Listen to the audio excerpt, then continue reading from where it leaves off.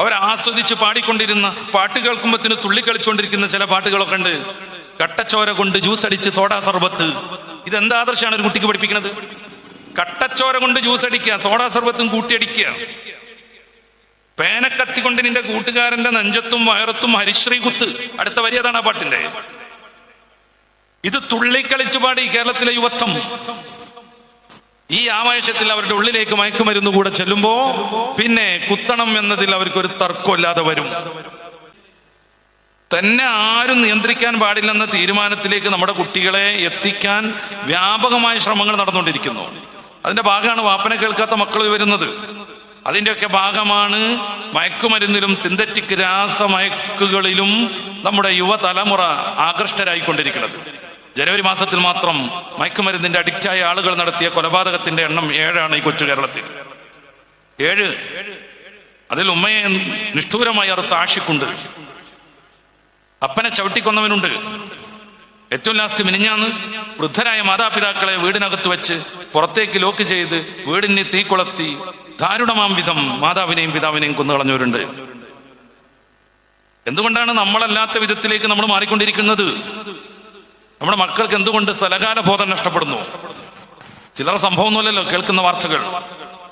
അന്യന്റെ ദുഃഖത്തിൽ എനിക്ക് യാതൊരു ബാധ്യതയുമില്ലെന്ന് എല്ലാവരും വിചാരിക്കുന്നു. പേപ്പട്ടിയെ പോലെ ഒരു ചെറുപ്പക്കാരനെ ഒരു യൂണിവേഴ്സിറ്റിയുടെ മുറ്റത്ത് വെച്ച് 10-15 ആളുകൾ ചേർന്ന് വലിയ കമ്പിപ്പാരയും പട്ടിക കഷ്ണവുമായി തുരുതുര ആഞ്ഞടിച്ചു കൊല്ലാൻ ശ്രമിക്കുന്നതിന്റെ വീഡിയോസും നമ്മളൊക്കെ കണ്ടു. മസ്തിഷ്കം മരവിച്ചു പോകുന്നു. മനുഷ്യത്വം എങ്ങോ നഷ്ടപ്പെട്ടിരിക്കുന്നു. ഓടി രക്ഷപ്പെടാനുള്ള അവസരം പോലും നൽകാതെ 10-15 ആളുകൾ വളഞ്ഞു നിൽക്കുന്നു. ഓഹരി വെച്ച് തല്ലിക്കൊണ്ടിരിക്കുന്നു. പേപിടിച്ച പട്ടിയല്ല, സഹപാഠിയെ. 26ാം നിലയിൽ നിന്ന് ചാടിയാണ് ഒരു വിദ്യാർത്ഥി എറണാകുളത്ത് ആത്മഹത്യ ചെയ്തത്. 26ാം നിലയിൽ നിന്ന് ചാടിയിട്ട്. വലിയ സമ്പന്നന്മാർ മക്കളെ പഠിപ്പിക്കുന്ന ഹോസ്റ്റൽ സംവിധാനമുള്ള ഗ്ലോബൽ സ്കൂൾ. അവന്റെ സീനിയർ വിദ്യാർത്ഥികൾ കൊണ്ടുപോയി ആ കുട്ടിയുടെ മുഖം ക്ലോസറ്റിൽ അമർത്തി വെച്ച് ഫ്ലഷ് അടിച്ചതിന്റെ ദുഃഖം കൊണ്ടായിരുന്നു ആ കുട്ടി ആത്മഹത്യ ചെയ്തത്. എത്രമേൽ ക്രൂരം! എത്രമേൽ ക്രൂരമായ മനസ്സിന്റെ ഉടമകളായി മലയാളികൾ മാറുന്നു. സഹപാഠിയെ കൊണ്ടുപോകുന്നു, ക്ലോസറ്റിൽ വീഴ്ത്തുന്നു, എന്നിട്ട് ചവിട്ടി പിടിച്ചവന്റെ തല ആ ക്ലോസറ്റിലേക്ക് അമർത്തി വെക്കുന്നു, എന്നിട്ട് ഫ്ലഷ് അടിച്ച് കളിച്ച് രസിക്കുന്നു. മതം വേണ്ടെന്നും പറഞ്ഞിട്ട് നമ്മുടെ നാടുകളിലൊക്കെ യുക്തിവാദം പ്രചാരം വന്നതിന്റെ ഫലം കണ്ടു തുടങ്ങുകയാണ് നമ്മൾ. ആ രീതിയിൽ അതിനെ വായിക്കാൻ പലർക്കും മടിയാണ്. ഞാൻ നേരത്തെ പറഞ്ഞല്ലോ ട്രാൻസ്ജെൻഡറുകളെ കുറിച്ച്, ശരീരം വെട്ടിമുറിച്ചിട്ട് മറ്റൊന്നാവാൻ വേണ്ടി കഠിനാധ്വാനം ചെയ്യുന്നവരെ കുറിച്ച്, നിത്യരോഗം തെരഞ്ഞെടുക്കുന്നവരെ കുറിച്ച്. അവരെ സപ്പോർട്ട് ചെയ്യാൻ വേണ്ടി സംവിധാനങ്ങളുണ്ട്, ഗവൺമെന്റ് ഉണ്ട്, കോടതിയുണ്ട്. ഇങ്ങനെയൊക്കെ ആകുമ്പോൾ എന്ത് സംഭവിക്കുന്നു ഈ മനുഷ്യർക്ക് എന്നുള്ളതിനെ കുറിച്ച് ആലോചിക്കാൻ ആളില്ലാതെ പോകുന്നതാണ് നമ്മുടെ നാടിന്റെ ഏറ്റവും വലിയ ദുരന്തം. കേരളം മയക്കുമരുന്നിന്റെ ഹബ്ബായി മാറുന്നു. വ്യഭിചാരവും തോന്നിവാസവും വർദ്ധിച്ചുകൊണ്ടേയിരിക്കുന്നു. ചാടിപ്പോകൽ ഒരു വിഷയമല്ലാതായി തീരുന്നു. മാതാപിതാക്കളെ ഭർഷിക്കുന്നത് മനുഷ്യരുടെ സ്ഥിരം സ്വഭാവമായി മാറുന്നു. പലരും സെലിബ്രിറ്റികളാകുന്ന വൃത്തികേട് കാണിച്ചിട്ടാണ്. അങ്ങനെ എല്ലാ അർത്ഥത്തിലും മനുഷ്യനെ നശിപ്പിച്ചുകൊണ്ടിരിക്കുക. കേരളത്തിൽ വർദ്ധിച്ചു വരുന്ന ഒരു ട്രെൻഡാണ് വിവാഹ വിരുദ്ധത. നല്ലൊരു ശതമാനം പെൺകുട്ടികൾക്ക് കല്യാണം വേണ്ടെന്ന് തീരുമാനം വരുന്നു. എന്തിനാ കല്യാണം എന്നവർ ആലോചിക്കുക? എന്തിനാണ് കല്യാണം എന്നവർ ആലോചിച്ചു കൊണ്ടേയിരിക്കുന്നു. എന്നിട്ട് എങ്ങനെയെങ്കിലുമൊക്കെ ജീവിച്ചാൽ മതി എന്നവർ തീരുമാനിക്കുന്നു. ഫെമിനിസം മുമ്പേ പറഞ്ഞതാണ് കല്യാണം പാടില്ലെന്ന്. കല്യാണം കൊണ്ടാണ് കുടുംബജീവിതം ഉണ്ടാകുന്നത്. കുടുംബജീവിതം സംവിധാനിക്കപ്പെട്ടത് കൊണ്ടാണ് സ്ത്രീ പീഡിപ്പിക്കപ്പെടുന്നത്. ഇങ്ങനെയാണ് അവരുടെ സമവാക്യം. ലോക ചരിത്രത്തിൽ 1-ാം മനുഷ്യൻ മുതൽ ഇതുവരെയും കുടുംബജീവിതം എന്ന മഹത്തായ സംവിധാനം നിലനിന്നു വന്നു എന്ന കാര്യം അവർ വിസ്മരിക്കാൻ ശ്രമിക്കുന്നു. എന്നിട്ട് കുടുംബജീവിതത്തിൽ നിന്ന് മാറ്റുകയാണ്. അപ്പോഴും ലിബറലിസം കടന്നു വരും. നീ നല്ല ഡ്രസ്സൊന്നും ഇടണ്ടെന്ന് പറയും. എന്തിനാ നിനക്കൊരു സ്ഥിരം ഭർത്താവ് എന്ന് പറയും. ഇതിലൊക്കെ പാവപ്പെട്ട പെൺകുട്ടികൾ വീണുപോകുന്നു. എന്നിട്ട് അവർ പലരെയും ആശ്വസിപ്പിക്കാൻ വേണ്ടി ഡ്രസ്സ് നേരിയത് മാത്രം ധരിക്കുന്നു, ബാക്കിയുള്ളതൊക്കെ അഴിച്ചിടുന്നു. എന്താ പറയണത്? ഞങ്ങളുടെ സ്വാതന്ത്ര്യമാണത് എന്നാണ് പറയണത്. ഈ താന്തോന്നിത്വത്തിന്റെ പേരാണ് ലിബറലിസം. നമ്മുടെ ഡ്രസ് കോഡ് തീരുമാനിക്കുന്നത് നമ്മളല്ലാതെ വരുന്നത് എന്തുമാത്രം വിഡിത്താണ്. നമ്മൾ എന്ത് കഴിക്കണം, എന്ത് ചിന്തിക്കണം, ഏത് രീതിയിൽ വളരണം, നമ്മുടെ ആറ്റിറ്റ്യൂഡുകൾ എങ്ങനെയാവണം, നമ്മുടെ ഹോബികളും ഹാബിറ്റുകളും എന്താവണം, ഇതൊക്കെ നമുക്ക് തീരുമാനിക്കാൻ കഴിയണം. പക്ഷെ ഇന്ന് അങ്ങനല്ല സംഭവിക്കുന്നത്. പലരും തീരുമാനിക്കുന്നു, നമ്മളെ അതിൽ പിടിച്ചു കെട്ടിക്കൊണ്ടിരിക്കുന്നു. എങ്ങനെയാണ് ധാർമ്മികത പുലരുക ലോകത്ത്? എങ്ങനെയാണ് കേരളം ഇനിയും മാതാപിതാക്കളെ മാനിക്കുന്ന സ്റ്റേറ്റായി മാറുക? സാധ്യമല്ലെന്ന് പലരും പ്രവചിച്ചിട്ടുണ്ട്. പക്ഷെ നമ്മളത് വിട്ടുകൊടുക്കാൻ പാടില്ല. ഈ സാസിലെ മുത്താലിമീങ്ങളെ ശ്രദ്ധിക്കുക. അവിടെ ഉസ്താദ് ജസ്റ്റ് വേറൊരു ഉസ്താദിനെ സ്വീകരിക്കാൻ വേണ്ടി എഴുന്നേറ്റ് നിന്നപ്പോ നിങ്ങൾ ശ്രദ്ധിച്ചോന്നറിയില്ല, അവരൊക്കെ എഴുന്നേറ്റ് നിന്നു. ആരും അവരോട് അങ്ങനെ പറഞ്ഞിട്ടില്ല. പ്രസംഗിച്ചുകൊണ്ടിരിക്കുന്ന ഞാൻ ആക്ഷൻ കാണിച്ചിട്ടില്ല. അവിടെ ഉസ്താദ് അവരോടൊന്ന് പൊങ്ങുമെന്ന് പറഞ്ഞിട്ടേ ഇല്ല. അവരുടെ ഉസ്താദ് എഴുന്നേൽക്കുന്നു, പിന്നെ അവർക്ക് എഴുന്നേൽക്കാതിരിക്കാൻ പറ്റാതെ വരുന്നു. കരിയൽ വെച്ചിട്ട് അധ്യാപകനെ ഘൊരോവ വിളിക്കുന്നില്ല. അവർ അധ്യാപകനോട് പുറത്തങ്ങോട്ട് ഇറങ്ങട്ടെ, തട്ടിക്കളയും, എനിക്ക് അങ്ങനത്തെ ഒരു സ്വഭാവം ഉണ്ടെന്ന് അവർ പറയണില്ല. അവർ ആത്മീക കാര്യങ്ങൾ പഠിക്കുന്നു, അതോടൊപ്പം ഭൗതികമായ വിഷയങ്ങളിൽ പരമാധിപതിക്കപ്പുറം പഠനം നടത്തുന്നു. ഈ ഒരു തലത്തിലേക്ക് നമ്മുടെ മക്കളെ കൊണ്ടുവരുന്നില്ലെങ്കിൽ, എല്ലാവരും മുത്താലിമകളാവാന്നല്ല ഞാൻ പറയണത്, അങ്ങനെ സംഭവിച്ചിട്ടുണ്ടെങ്കിൽ അതൊരു മഹാഭാഗ്യമാണ്, അത് മറ്റൊരു കാര്യം. മതത്തെ മതമായി ഉൾക്കൊള്ളാനും ഭൗതിക ജീവിതത്തിന്റെ അലങ്കാരങ്ങളെ അവിധം മാത്രം സമീപിക്കാനും നമ്മുടെ മക്കൾക്ക് പാഠം ലഭ്യമാകണം. അല്ലെങ്കിൽ അവരെ നിയന്ത്രിക്കുന്നത് അവരല്ലാതെയായിത്തീരും. നമ്മൾ ആലോചിച്ച് നോക്ക്. വളാഞ്ചേരിക്കാരനാകുന്ന ഒരു ചെറുപ്പക്കാരൻ കേരളത്തിലെ പ്രമുഖമായ ഒരു ചാനലിൽ വന്ന് അരമണിക്കൂറിലേറെ ഇന്റർവ്യൂ നൽകുന്നത് നിങ്ങൾ ശ്രദ്ധിച്ചു കാണും. 23 വയസ്സ് വരെയും ആ ചെറുപ്പക്കാരൻ സിഗരറ്റ് പോലും ഉപയോഗിച്ചിട്ടില്ലായിരുന്നു, ഒരു പ്രാവശ്യം പോലും. പിന്നെ കൂട്ടുകാരെല്ലാവരും ചേർന്ന് നമുക്കൊന്ന് യാത്ര പോവല്ലേ എന്ന് ചോദിച്ചു. അങ്ങ് അകലേക്കൊന്നുമല്ല, മാജിക് മഷ്റൂം തിന്ന് 24 മണിക്കൂർ ബോധം കെട്ട് കിടക്കാൻ ഊട്ടിയിലേക്കുമല്ല, നമ്മുടെ കോഴിക്കോട്ടേക്ക്, നമ്മുടെ കോഴിക്കോട് കടപ്പുറത്തേക്ക്. കടലും കണ്ടിരിക്കുമ്പോ കാറ്റും കൊണ്ടിരിക്കുമ്പോ അവന്റെ കൂട്ടുകാരൻ വെറുതെ ഒരു പ്രലോഭനം മുന്നോട്ട് വെക്കുന്നു. ഒരു ചെറിയ സാധനം ഉണ്ട്, അതൊന്ന് ഉപയോഗിച്ച് നോക്ക്, നല്ല ഉഷാറുണ്ടാവും. നിസാം എന്ന ചെറുപ്പക്കാരൻ അതിന്റെ അപകടം തിരിച്ചറിയുന്നു, എനിക്ക് വേണ്ടെന്ന് പറയുന്നു. പക്ഷെ അവരുടെ സ്നേഹപൂർവമായ പ്രലോഭനം, നിർബന്ധം, ഒരൊറ്റ പ്രാവശ്യം ഉപയോഗിച്ചത് കൊണ്ട് എന്താണ് എന്നുള്ള പ്രലോഭനം, നല്ല ധൈര്യം കിട്ടും, നീ എന്തിനാ ഇതിൽ നിന്നൊക്കെ മാറി നിൽക്കുന്നത് എന്നുള്ള അവരുടെ നിരന്തരമായ മോട്ടിവേഷൻ. ജീവിതത്തിന്റെ ദുർബലമായ ആ ഒരു നിമിഷത്തിൽ നിസാം ആ സാധനം വാങ്ങി ഉപയോഗിക്കുകയാണ്. ഞാൻ ആ കുട്ടിയുടെ പേര് പറയുന്നത് യഥാർത്ഥ പേര് തന്നെ. അവൻ പറയുന്നുണ്ട്, എന്റെ പേര് അങ്ങനെ തന്നെ കൊടുക്കണം, മാറ്റി കൊടുക്കരുത്. എന്റെ മുഖം സ്ക്രീനിൽ കാണുമ്പോ മായ്ച്ചിടരുത്, എന്റെ ഒറിജിനൽ സ്വരൂപം കാണണം. കാരണം ഏതെങ്കിലും ഒരാൾക്ക് 4 കാലിൽ മാത്രം നടക്കാൻ കഴിയുന്നവർക്ക്, കഷ്ടിച്ച് 3 വർഷം മാത്രം ജീവിച്ചാൽ ജീവിതത്തിൽ നിന്ന് മാറിപ്പോകാനിരിക്കുന്നവർക്ക്, സിന്തറ്റിക് രാസമരുന്നുകൾ കൊണ്ട് മാത്രം വയലന്റ് ആവാതെ പിടിച്ചു നിൽക്കാൻ കഴിയുന്നവർക്ക് ഞാനൊരു പാഠമാകണം എന്നാണ് ആ കുട്ടി പറയുന്നത്. ആ ഒരൊറ്റ ഉപയോഗത്തോടു കൂടെ MDMAക്ക് അഡിക്റ്റ് ആകുന്നു ആ ഒരു ചെറുപ്പക്കാരൻ. പിന്നെ നിരന്തരം അത് ഉപയോഗിക്കണം. ഓരോ ദിവസവും ക്വാണ്ടിറ്റി കൂട്ടിക്കൊണ്ടുവരണം. ആദ്യം കിട്ടിയ പൈസക്കല്ല പിന്നെ കിട്ടുക. ഇവൻ അതിന്റെ കഠിനമായ അഡിക്റ്റ് ആകുമ്പോൾ അവർ തോന്നിയ വില പറയും, പക്ഷേ വാങ്ങാതെ കഴിയില്ല. 24 മണിക്കൂർ ആകുമ്പത്തിന് കാല് പറക്കും, തല പറക്കും, തല ചുമരിനിടിക്കും, ബ്ലീഡിങ് വരുന്നത് നക്കി കുടിക്കും. 4 ഘട്ടങ്ങളാണ് ഇതിനുള്ളത്. ആദ്യ ഘട്ടത്തിൽ ഭയങ്കരമായ ധൈര്യമായിരിക്കും, എന്തിനും ധൈര്യം. രണ്ടാമത്തെ ഘട്ടത്തിൽ ഗംഭീരമായ ദുഃഖത്തിലേക്ക് അത് വഴിമാറും, എപ്പോഴും ദുഃഖിച്ചിരിക്കും, വിഷാദം കൊണ്ട് പൊറുതിമുട്ടും. 3ാമത്തെ ഘട്ടത്തിൽ വയലന്റ് ആകും, എന്തിനേയും എതിർക്കും, നല്ല ഇഷ്ടമുള്ള പെൺകുട്ടികളെ, സ്വന്തം കുട്ടികളെ, പേരക്കുട്ടികളൊക്കെ ആക്രമിക്കും. 4ാമത്തെ ഘട്ടത്തിലെത്തുമ്പോഴേക്ക് എല്ലാത്തിനെയും പേടി തുടങ്ങും. കാക്കി ഷർട്ടിട്ടൊരു ഓട്ടോറിക്ഷക്കാരനെ കണ്ട അതെ പോലീസ് പിടിക്കാൻ വരുന്നു എന്ന് വിചാരിക്കും. 2 ആളപ്പുറം നിന്ന് സംസാരിക്കുന്നത് കേട്ടാൽ എന്നെ പിടിക്കാൻ വേണ്ടി പോലീസിന് വിളിച്ചു പറയാനുള്ള പദ്ധതി തയ്യാറാക്കുകയാണെന്ന് തെറ്റിദ്ധരിക്കും. ഇനി എന്റെ മുന്നിൽ ഒരൊറ്റ മാർഗം, മരണം, മരണം, മരണം. ആത്മഹത്യയിലേക്ക് എത്തുന്നു. എത്ര ആയിരം ചെറുപ്പക്കാർ. ആദ്യഘട്ടത്തിൽ ഫ്രീക്കന്മാർ എന്ന പേര് നമ്മൾ ഒഴിച്ചു നിർത്തുന്ന കുറെ ആളുകളുണ്ട്. ലിബറലിസത്തിന്റെയും നവയുക്തിവാദത്തിന്റെയും സ്വാധീനം ഈ തലമുറയെ എത്രമേൽ മാരകമായി ഉപദ്രവിക്കുന്നു എന്നതിന്റെ സൂചനയാണ് ഞാൻ പറയുന്നത്. ചോദിക്കാൻ ആരുമില്ല, ദൈവം ഇടപെടാൻ പാടില്ല, മതം പാടില്ല, വേദഗ്രന്ഥങ്ങൾ എനിക്ക് സംഗതമേയല്ല. റസൂലുള്ളാഹി സ്വല്ലല്ലാഹു അലൈഹി വസല്ലം കുല്ലു മുസ്കിരിൻ ഹറാം, എല്ലാ ലഹരിയും മതപരമായി നിഷിദ്ധമാണെന്ന് പറഞ്ഞിട്ടുണ്ടെങ്കിൽ അത് 6ാം നൂറ്റാണ്ടിൽ ഏതോ ഒരു കാട്ടറബിയുടെ വർത്തമാനമാണെന്ന് പഠിപ്പിച്ചുകൊണ്ടിരിക്കുന്നു. നഅൂദുബില്ല. ഒന്നിനും ഒരു വിലല്ല. താന്തോന്നികൾ, തനിത്താന്തോന്നികൾ, അവരുടെ മുമ്പിൽ ലോകം വിശാലമാണ്, എന്തും അവർക്ക് അന്യമല്ല. എത്രത്തോളം ഇൻസിസ്റ്റിന് വരെയും നമ്മുടെ കേരളത്തിൽ പ്രചാരണങ്ങൾ ഉണ്ടായി. യോഗങ്ങളിൽ യുക്തിവാദികളുടെ നേതാക്കൾ അത് വിശദീകരിച്ചു. ഇൻസിസ്റ്റ്, അഗമ്യഗമമെന്ന് മലയാളം പറയാം. ഒന്നുകൂടെ വിശദീകരിച്ചാൽ, സ്വന്തം മോളെയും അമ്മയെയും സഹോദരിയെയും ലൈംഗിക ചേഷ്ടയ്ക്ക് വിധേയരാക്കുന്ന വൃത്തികേട്, ഇതാ ഇൻസിസ്റ്റ്. LGBTQIA+ നിർത്തണം, അവസാനിക്കുന്നില്ലെന്നർത്ഥം. ഇനി അതിലേക്ക് N വരും, നെക്രോഫീലിയ, ശവരതി. P വരും, പീഡോഫീലിയ. ഓരോന്നോരോന്ന് കടന്നു വരാണ്ട്. ഇത് നോട്ട് ഔട്ടാണ്, സ്റ്റാർ വെച്ച് നിർത്തിയിരിക്കുകയാണ്. മതം ഒരു വിഷയമേ അല്ലെന്ന് അവർ തീരുമാനിക്കുന്നു. അപ്പൊ പിന്നെ പരമാവധി ജീവിതം എൻജോയ് ചെയ്യണം. അതിന് ഏത് മയക്കുമരുന്നും ഉപയോഗപ്പെടുത്തും, ഏത് മയക്കുമരുന്നും ഉപയോഗപ്പെടുത്തും. മതത്തെ മാറ്റി നിർത്തിയിട്ട് ധർമ്മനിഷ്ഠരായി ജീവിക്കാൻ എങ്ങനെ സാധിക്കാൻ? കേരളം ദേശീയ ശരാശരിയേക്കാളും 4 ഇരട്ടി ആത്മഹത്യ നടക്കുന്ന നാടാണ്. 4 ഇരട്ടി. വിദ്യാഭ്യാസമില്ലാത്ത ബീഹാറുകാരൻ, നമ്മൾ അങ്ങനെയാണ് അവരെ പറയൽ. അവർ ചെയ്യാത്ത വിധം ആത്മഹത്യ കേരളത്തിൽ വർദ്ധിച്ചു വരുന്നു. എന്തുകൊണ്ട്? ഔദ്യോഗികമായ സ്റ്റഡികൾ പരിശോധിക്കണം. മുൻ പോലീസ് ഓഫീസർ സിബി മാത്യുവിന്റെ മലയാളികൾ ഇങ്ങനെ മരിക്കണോ എന്ന പുസ്തകം വിപണിയിൽ ലഭ്യമാണ്. അതിന്റെ ഏറ്റവും പുതിയ എഡിഷൻ പോലും ഈയിടെ പുറത്തിറങ്ങിയിട്ടുണ്ട്, 1 മാസം മുന്നേ. കേരളത്തിലെ മിക്ക ആത്മഹത്യയുടെയും കാരണം മദ്യമാണ്, മയക്കുമരുന്നാണെന്ന് ക്രൈം റിപ്പോർട്ടുകൾ വെച്ച പോലീസ് ഓഫീസർ സമർത്ഥിക്കുന്നുണ്ട്. ആർക്ക് നിഷേധിക്കാൻ പറ്റും? നമ്മൾ നിയന്ത്രിക്കുന്ന ഒരു അവസ്ഥയിലേക്ക് എത്തണമെന്ന് ഞാൻ പറഞ്ഞല്ലോ. അത് സാധ്യമല്ല. സിനിമ നിയന്ത്രിക്കുന്നു. എന്തെങ്കിലും ദുഃഖമുണ്ടാകുമ്പോൾ കയറെടുക്കണമെന്ന് സിനിമ പഠിപ്പിച്ചുകൊണ്ടിരിക്കുന്നു. കള്ളു കുടിക്കണമെന്ന് സിനിമ പഠിപ്പിക്കുന്നു. തന്നെക്കാളും സിനിമാ നടനെ സ്നേഹിക്കുന്ന ഒരു ചെറുപ്പക്കാരന് അതൊരു വലിയ മാതൃകയായി മാറുന്നു. എങ്ങനെ കൊലപാതകം ചെയ്യണമെന്ന് സിനിമ പഠിപ്പിക്കുന്നുണ്ട്.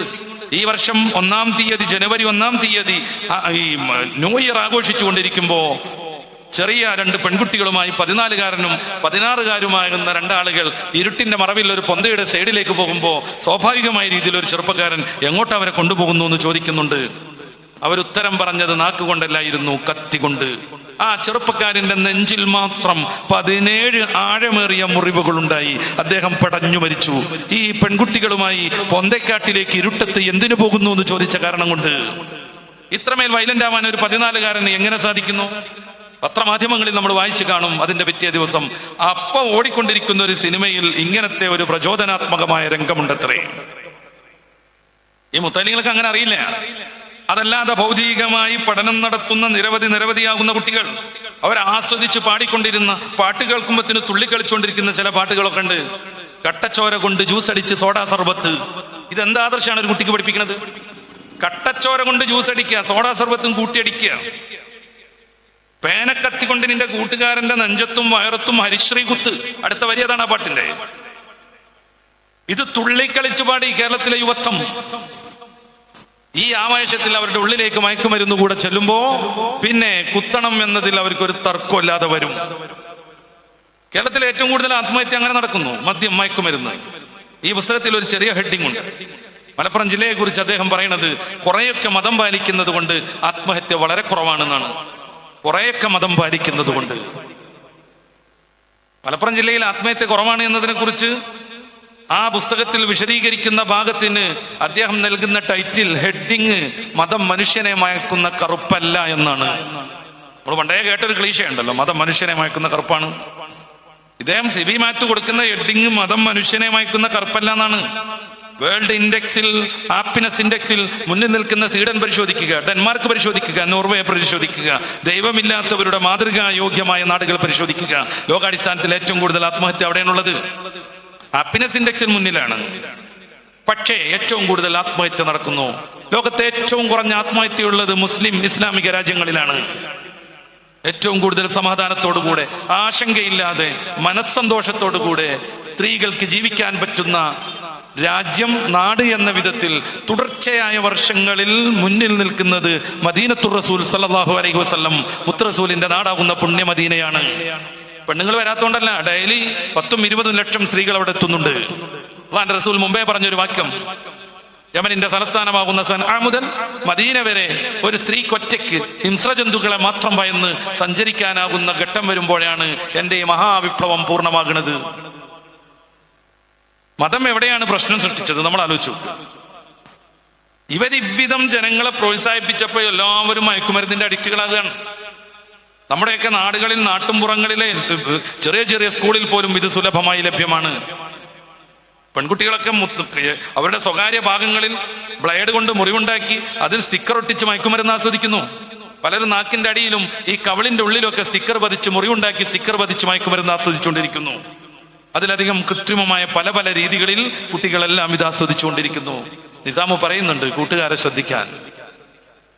ഒരൊറ്റ യാത്ര, കോഴിക്കോട്ടേക്കുള്ള യാത്ര, അതുകൊണ്ടാണ് അദ്ദേഹം ഇത്രമേൽ മാരകമായ അഡിക്റ്റായി മാറുന്നത്.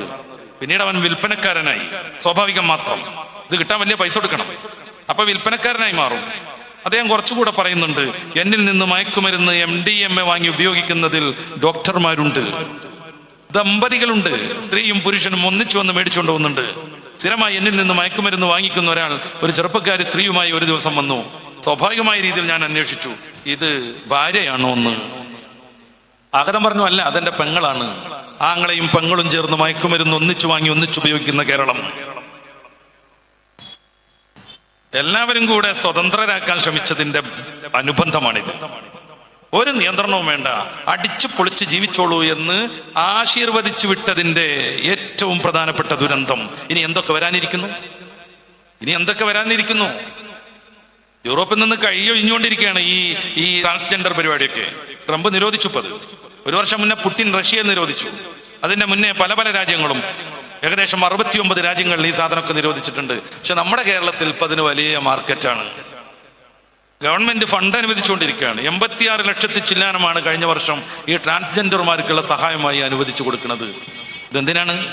നല്ല ആരോഗ്യമുള്ള ചെറുപ്പക്കാരൻ വെട്ടിമുറിച്ച് രോഗിയായതിന്, നല്ല ആരോഗ്യമുള്ള ചെറുപ്പക്കാരി അവരുടെ സ്വകാര്യ ഭാഗങ്ങൾ വെട്ടിമുറിച്ച് രോഗിയായതിന്, തുടർ ചികിത്സക്ക്, ഹോർമോൺ ട്രീറ്റ്മെന്റിന് ഗവൺമെന്റ് കാശ് അനുവദിച്ചുകൊണ്ടിരിക്കുന്നു. വലിയ നാടുകളൊക്കെ അതിൽ നിന്ന് പിൻവാങ്ങിക്കൊണ്ടിരിക്കുകയാണ്. അസമയത്ത് നമ്മുടെ നാട് അതൊക്കെ എടുത്ത് പ്രാക്ടീസ് ചെയ്യാനുള്ള ശ്രമം നടത്തുന്നു. ഇത്തരം പ്രശ്നങ്ങളും ഒന്നിച്ച് അനുഭവപ്പെടുന്ന കേരളത്തിന്റെ തല കറങ്ങിക്കൊണ്ടിരിക്കുകയാണ്. ഇവിടെയൊക്കെ പ്രതിക്കൂട്ടിൽ നിർത്തുന്നത് പലപ്പോഴും മതത്തെയും. സ്ത്രീക്ക് സ്വാതന്ത്ര്യം അനുവദിക്കണില്ല. 6-ാം നൂറ്റാണ്ടിലാണ്, ഇപ്പോഴും 6-ാം നൂറ്റാണ്ടിലേക്ക് ബസ് കയറാണ്. പലപ്പോഴും ആരോപണങ്ങളൊക്കെ നമ്മൾ കേൾക്കുന്നതാണ്. അതിനൊക്കെ നിരവധിയായ മറുപടികളും ശ്രദ്ധിച്ചവരാണ് എൻ്റെ വേദിയിലുള്ളത്. ഞാൻ ആഴത്തിൽ അങ്ങോട്ട് പ്രവേശിക്കുന്നില്ല. ഏതെങ്കിലും ഒരു പെൺകുട്ടി ലിബറലിസം കയറി ആണാവാൻ തീരുമാനിക്കുന്നു, അല്ലെങ്കിൽ ഏതെങ്കിലും ഒരു ആൺകുട്ടി പെണ്ണാവാൻ തീരുമാനിക്കുന്നു, ചുരുങ്ങിയത് മേജർ സർജറികൾ 12 എണ്ണമെങ്കിലും വേണം. അനുബന്ധമായി പ്ലാസ്റ്റിക് സർജറികൾ വേറെ. 2 വർഷം മുന്നേ ഹോർമോൺ ട്രീറ്റ്മെന്റ് നടത്തണം, തുടരണം. നല്ല കോസ്റ്റ്ലിയാണ്. ഓരോ ഹോർമോൺ ട്രീറ്റ്മെന്റിന്റെ മുമ്പിൽ 3 ടെസ്റ്റ് നടത്തണം. ഇനി സർജറി ഒക്കെ കഴിഞ്ഞ് ഏകദേശം ഒരു കോലം മാറി എന്ന് സങ്കല്പിക്കുക. മരിക്കുവോളം യഥാസമയം ഹോർമോൺ ട്രീറ്റ്മെന്റ് നടത്തിക്കൊണ്ടേയിരിക്കണം. നൈസർഗികമായി ആണാണ് അല്ലെങ്കിൽ പെണ്ണാണ്, സ്വാഭാവികമായും അവർക്കുണ്ടാകുന്ന ഹോർമോണുകൾ ആണിൻ്റെതും പെണ്ണിൻ്റെതുമാകും. അതിനെ ഓവർകം ചെയ്യും വിധത്തിൽ കൃത്രിമമായ ഹോർമോണുകൾ കുത്തിച്ചേർത്തുകൊണ്ടേയിരിക്കണം. 1-2 മാസങ്ങളിൽ ഇത് ഉപയോഗിക്കാതിരുന്നാൽ അതുവരെ മികപ്പിച്ചു വെച്ച സാധനങ്ങളൊക്കെ ചുങ്ങിപ്പോകും. നമ്മൾ ആലോചിച്ച് നോക്ക്, ഒരു സർജറിക്ക് എത്രമേൽ സർജിക്കൽ എക്യുപ്മെന്റ്സ് വേണം, ആശുപത്രിവാസം വേണം, നൂല് വേണം, കത്രിക വേണം, മെഡിസിനുകൾ വേണം, കുറെ സംഗതികൾ. ഇതെല്ലാം കഴിഞ്ഞിട്ട് മെൻസസ് പേഡുകൾ പോലും ധാരാളം വേണം. നമ്മുടെ ഏത് ലോകത്താണ് സഞ്ചരിക്കുന്നത് എന്ന് സൂചിപ്പിക്കാനാണ് ഞാനിത് ഓർമ്മപ്പെടുത്തുന്നത്. മെൻസസ് പേഡുകൾ ധാരാളം വേണം. എന്തേ കാര്യം? സർജറി നടത്തിയതിന്റെ മുറിവ് സാധാരണഗതിയിൽ മാറാറില്ല. എത്രയോ ട്രാൻസ്വുമനുകൾ നമ്മുടെ കേരളത്തിൽ ആത്മഹത്യ ചെയ്തു. ഏറ്റവും ലാസ്റ്റ് സെലിബ്രിറ്റി ആയിരുന്നു അനന്യകുമാരി അലക്സ്. ഭയങ്കര മണ്ഡലത്തിൽ കഴിഞ്ഞ നിയമസഭാ തെരഞ്ഞെടുപ്പിൽ മത്സരിച്ചിരുന്നു അവർ. പക്ഷേ ആത്മഹത്യ ചെയ്തു. എന്താ കാരണം പറഞ്ഞത്? ഈ പെണ്ണിന്റെ കോലത്തിലാവാൻ നടത്തിയ ശസ്ത്രക്രിയകളുടെ കഠിനമായ വേദന മാറുന്നില്ല എന്ന് പറഞ്ഞതൊന്ന്. രണ്ടാമത്തേത്, ഡെയിലി 18ഉം 19ഉം മെൻസസ് പാഡ് യൂസ് ചെയ്യേണ്ടി വരുന്നു എന്നാണ്. അത്രമേൽ ബ്ലീഡിങ്. വിശദീകരിക്കാൻ സമയത്തിന് പരിമിതിയുണ്ട്. അത്രമേൽ ബ്ലീഡിങ്. മൂന്നാമത് മൂത്രമൊഴിക്കാൻ പറ്റുന്നില്ല എന്നാണ്. ഇസ്ലാം ഇങ്ങനെയൊരു അതിക്രമം സ്വന്തം ശരീരത്തോട് പാടില്ലെന്ന് പറയുമ്പോ ക്യാപിറ്റലിസ്റ്റുകളുടെ വലിയ നിധി കുംഭങ്ങളിൽ കുമിഞ്ഞുകൂടേണ്ട കുറെ ഡോളറുകൾ നഷ്ടപ്പെടുന്നു. മനുഷ്യന്മാർ മൃഗീയമായി തോറ്റിട്ടാണെങ്കിലും കഠിനമായ വിഷമങ്ങൾ സഹിച്ചിട്ടാണെങ്കിലും പണം വേണം, പണം വർദ്ധിച്ചുകൊണ്ടിരിക്കണം. ഇങ്ങനെ വരുമ്പോഴാണ് പരിശുദ്ധ ഇസ്ലാം തീവ്രവാദമാണ് എന്ന് പ്രചരിപ്പിക്കേണ്ടി വരുന്നത്. എന്താണ് ലിബറലിസം? സർവതന്ത്ര സ്വതന്ത്രവാദം. 1789 ഫ്രാൻസിലും അതിന്റെ കോളനി പ്രദേശങ്ങളിലും ആരംഭിച്ച ഫ്രഞ്ച് വിപ്ലവത്തെ കുറിച്ച് നമ്മൾ പഠിച്ചിട്ടുണ്ട്. 10 വർഷത്തോളം നീണ്ടു നിന്നു അത്. തുടർന്നാണ് നെപ്പോളിയൻ മോണോപ്പാട്ട് ഭരണത്തിൽ വരുന്നത്. അദ്ദേഹത്തിന്റെ ഭരണം നമ്മുടെ മിഡിൽ ഈസ്റ്റ് വരെയും എത്തി. അദ്ദേഹത്തിന്റെ ഭരണം എത്തിയ ഇടങ്ങളിലെല്ലാം ഈ ലിബറലിസം പ്രചരിച്ചു വന്നു. സർവതന്ത്ര സ്വാതന്ത്ര്യവാദം. ഒരാളും എന്നെ നിയന്ത്രിക്കരുത് എന്നതാണ് അതിന്റെ ഏറ്റവും അടിസ്ഥാനപരമായ കാര്യം. ദൈവമോ മതമോ ഒന്നും നിയന്ത്രിക്കാൻ പാടില്ല. പിന്നെയോ അവർ തീരുമാനിക്കും എങ്ങനെ ജീവിക്കണമെന്ന്. അതിന്റെ ഭാഗമായാണ് പെൺകുട്ടികൾ ആൺകുട്ടികളും ഒക്കെ അങ്ങോട്ടും ഇങ്ങോട്ടും ജെൻഡർ മാറിക്കൊണ്ടിരിക്കുന്നത്. മാറാൻ പറ്റൂല്ല എന്നതൊക്കെ വേറൊരു കാര്യം. പറഞ്ഞല്ലോ ഞാൻ, അതിലേക്ക് ആഴത്തിൽ ഞാൻ പ്രവേശിക്കല്ല. പരിശുദ്ധ ഇസ്ലാം ഇത്തരം തോന്നിവാസങ്ങളെ എതിർക്കുന്നു. ഇത് മാത്രമല്ല, LGBTQIA പൊളിറ്റിക്സ് അല്ലെങ്കിൽ ആക്ടിവിസം എന്നൊക്കെ പറയുന്ന വേറൊരു തോന്നിവാസമുണ്ട്. അങ്ങനെയൊക്കെ പറയാവുന്നതാണ് പല ആളുകളുടെയും വിചാരം. പറഞ്ഞേ തീരൂ. നമ്മുടെ ഭാവി തലമുറയിലേക്ക് ഇത്തരം വൃത്തികേടുകൾ കടന്നു വരാതിരിക്കാൻ നമ്മൾ കാവൽ നിന്നേ തീരൂ. നമുക്ക് ലഭ്യമാകുന്ന എല്ലാ വേദികളിലും ഒച്ചയിട്ടേ തീരൂ. ഈ ചമ്മാടിലാണ് വലിയൊരു ഉലമാക്കളുടെ മദ്രസയിലെ ഉസ്താദുമാർ ഏകദേശം പരിസരത്തുള്ള മൊത്തം ആളുകൾ ഒരുമിച്ച് കൂടിയ ഒരു ഓഡിറ്റോറിയത്തിലെ ഒരു ക്ലാസ്സിൽ ഞാൻ പങ്കെടുത്തിട്ടുണ്ട്. ഇറങ്ങി പോകുമ്പോൾ ഒരാൾ എന്നോട് ചോദിച്ചത്, അദ്ദേഹത്തിന്റെ അനുജൻ കല്യാണം ആലോചിച്ചുകൊണ്ടിരിക്കുമ്പോ എനിക്ക് കല്യാണം ആലോചിക്കേണ്ട, എറണാകുളത്തുള്ള എൻ്റെ ഒരു ആൺ സുഹൃത്തുമായി ഞാൻ ഒന്നിച്ച് ജീവിക്കാൻ പോവുകയാണ് എന്ന് പറഞ്ഞ വിഷമത്തെ കുറിച്ച്. എന്താ ചെയ്യാന്നാണ്. ഞാനും സംസാരിക്കാന്ന് പറഞ്ഞപ്പോ സംസാരിക്കാൻ മൂപ്പരെ കിട്ടൂല എന്ന് പറഞ്ഞു. ഫോൺ വിളിക്കാന്ന് പറഞ്ഞപ്പോ ഫോൺ അറ്റൻഡ് ചെയ്യൂല എന്നും പറഞ്ഞു. ഇനി ഫോൺ അറ്റൻഡ് ചെയ്താൽ തന്നെയും ഇത്തരം സംസാരങ്ങളിലേക്ക് കടന്നിട്ടുണ്ടെങ്കിൽ മൂപ്പരത് കട്ടാക്കും, പിന്നെ ആ നമ്പർ ബ്ലോക്ക് ആക്കും. എന്താ ചെയ്യണ്ടു? മെട്രോ സിറ്റിയിലെ കഥയല്ല ഞാൻ പറയണത്. 25,000-ലേറെ ഔദ്യോഗിക സെക്സ് വർക്കേഴ്സ് പ്രവർത്തിച്ചുകൊണ്ടിരിക്കുന്ന സോണഗച്ചി തെരുവിനെ കുറിച്ചല്ല ഞാൻ പറയണത്. നമ്മുടെ ചമ്മാടിനെയും തിരൂരങ്ങാടിയെയും കുറിച്ച്, നമ്മുടെ ഓരോ പ്രദേശങ്ങളെയും കുറിച്ച്